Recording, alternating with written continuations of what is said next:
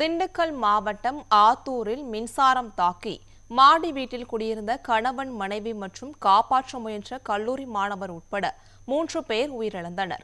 இதுகுறித்த கூடுதல் விவரங்களை செய்தியாளர் செந்தில்முத்து வழங்க கேட்கலாம். வணக்கம் செந்தில்முத்து, விவரங்களை சொல்லுங்க. கருணாதேவி, திண்டுக்கல் மாவட்டம் ஆத்தூர் அக்ரகார தெருவில் குடியிருந்து வருபவர் கருப்பையா. இவர் கொத்தனார் வேலை, அதாவது கட்டுமான பணியில் வேலை பார்த்து வருகிறார். இவரது மனைவி சுதா குடும்பத்துடன் அக்ரகார தெருவில் மாடியில் இவர்கள் வசித்து வருகின்றனர். இந்நிலையில் நேற்றைய தினம் தொடர்ந்து கனமழை இப்பகுதியில் பெய்தது காரணமாக மின்சார இணைப்பு துண்டிக்கப்பட்டிருக்கிறது. அக்ரகார தெருவில்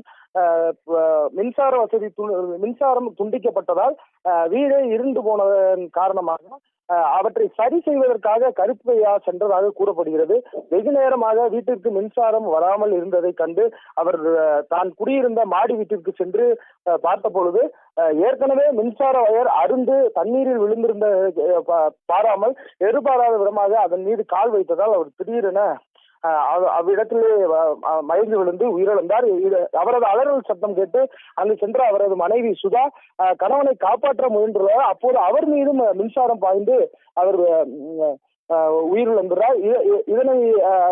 இவரது அலறல் சுதா, அதாவது மனைவி சுதா அலறல் சத்தம் கேட்டு உடனடியாக கீழ் வீட்டில் குடியிருக்கக்கூடிய கல்லூரி மாணவர் சுப்பிரமணிய சிவா அவரை காப்பாற்ற முயன்று அங்கு சென்ற போது அவர் மீதும் மின்சாரம் பாய்ந்து அவ்விடத்திலேயே அவர் உயிர்ந்துள்ளார். இச்சம்பவம் அப்பகுதியில் பெரும் பரபரப்பை ஏற்படுத்தியது. உடனடியாக அக்கம் பக்கத்தில் இருக்கக்கூடிய பொதுமக்கள் மின்சார வாரியத்திற்கு தகவல் தெரிவித்து உடனடியாக இன்னும் மின் இணைப்பை துண்டித்து அவர்களை மருத்துவமனைக்கு கொண்டு சென்றனர். ஆனால் மூவரும் அங்கு உயிரிழந்ததாக மருத்துவர்கள் பரிசோதனை செய்துவிட்டு கூறியுள்ளனர். கனமழையின் காரணமாக மின்சார வயர் அருந்து விழுந்து ஒரே குடும்பத்தை சேர்ந்த கணவன் மனைவி மற்றும் காப்பாற்ற முயன்ற கல்லூரி மாணவர் இறந்த சம்பவம் ஆத்தூர் பகுதியில் பெரும் சோகத்தை ஏற்படுத்தியிருக்கிறது. இந்த மின்சார விபத்து குறித்து காவல்துறையினர் தற்போது விசாரணை நடத்தி வருகின்றனர். கருணாதேவி,